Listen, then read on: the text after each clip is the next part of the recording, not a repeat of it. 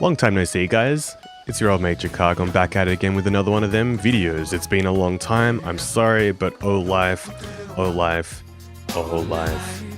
2018 has seemingly come and gone by so quickly. I feel like I barely just got to sit down at the table, and it's already gone. That being said, looking through my trophy list, I found out that I actually had played a few games this year. So, I figured I'd make a video and collate my thoughts and see, what were my top games of 2018. To make it clear, the first group are going to be games that I played in 2018, but didn't necessarily come out in 2018.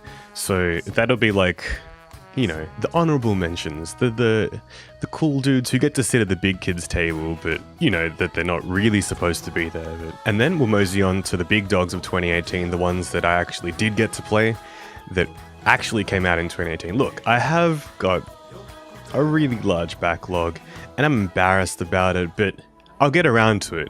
But not yet. Not yet. Tales from the Borderlands is a game I started years ago, but never actually got around to completing till 2018.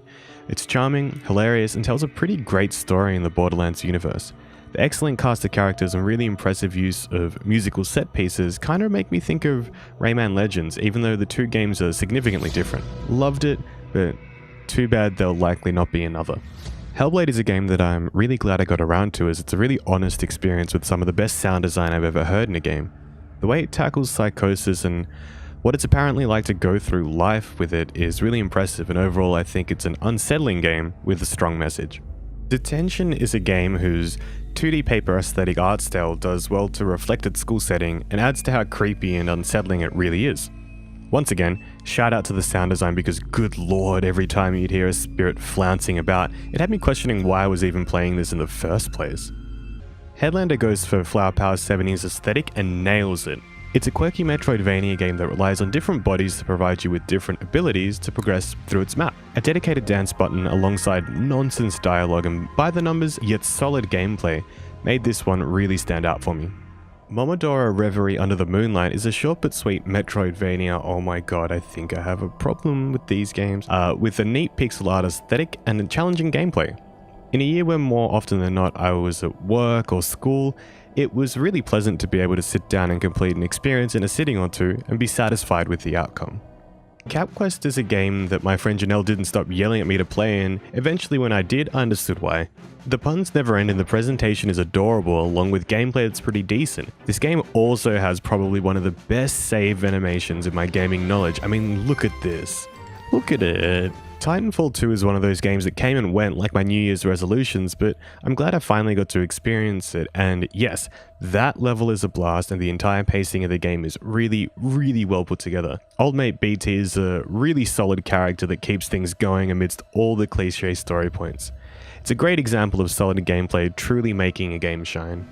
What Remains of Edith Finch is a series of vignettes that fit into the greater story of a family and what happened to them. It was one of the games I played earliest in the year, and also one that has resonated with me the longest. Giant Sparrow are a bunch of mad dogs, and really with a solid 2 for 2 track record so far, strap me in for whatever comes next. Look, I'm going to be honest, The Evil Within 2 was a time and a half, and it's one of my favorite games. The open world structure of its hub areas allowed for you to take things at your own pace, and the creature design along with the audio is horrifying in the best way possible. One of the few games to use the DualShock 4 speaker, the way its world invades your own really does well to convince you that, well, there's evil within too. Alright, now that's done and dusted, let's move on to the games that actually did come out in 2018. So, without further ado, let's take a trip to Melbourne. Florence is the only mobile game I've played in recent memory, and good lord, what a time it is.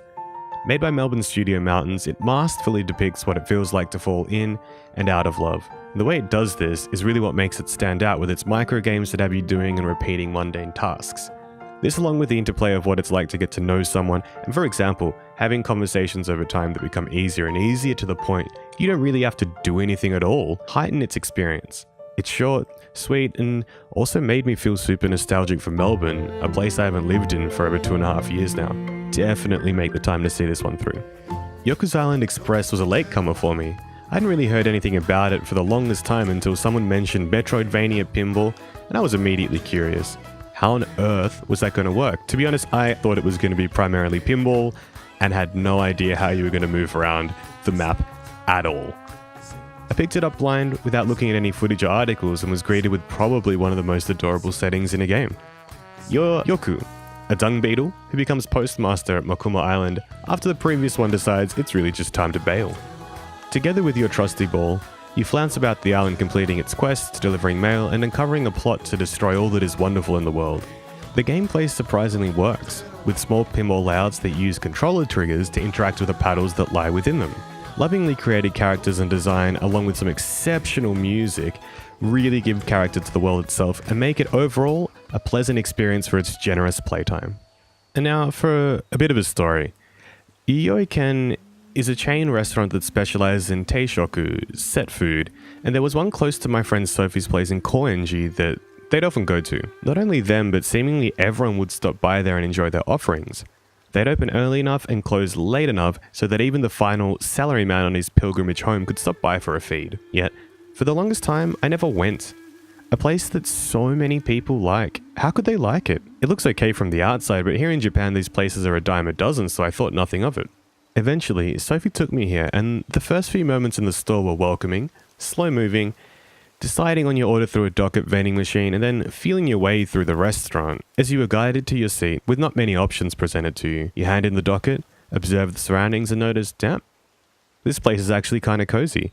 Soon enough, you're presented with your food, and it both looks and smells delicious.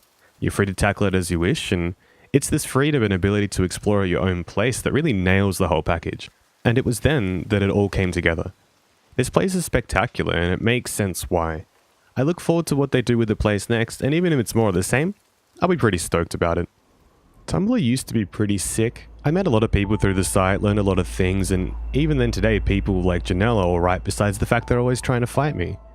However, the website got a bit cooked with the way mental health was being handled, and to me, a lot of it seemed like a circle jerk of sadness with no professional help to be seen anywhere. It really bummed me out back then, but it's been a while now so I can't talk about the state of it currently, but it's really great to see media tackle mental health in a more open manner lately, and games like Celeste do something that many others struggle to, which is to help build an understanding of what mental health issues can manifest like, and in turn, feel like for those who suffer from them. And more awareness of these kinds of issues can only be a good thing, right? Thanks to the community and those at Sega, the Yakuza franchise has had somewhat of a resurgence in the West, and although the fatigue of 4 games in 2 years really hit me this year, Kiwami 2 is a fantastic romp through the streets of Kamurocho once again, backed by what I think is I think it's the same second attempt at using the Dragon engine, which I feel results in an overall stronger title than 6, which came out earlier in the year. The melodrama, acting, and action all bolster what I think is the strongest aspect of the game itself, the city. A condensed open world where there's always something to do to pass the time. You can find yourself burning hours in the mini-games, but to be completely honest, I don't think I'll ever understand Mahjong.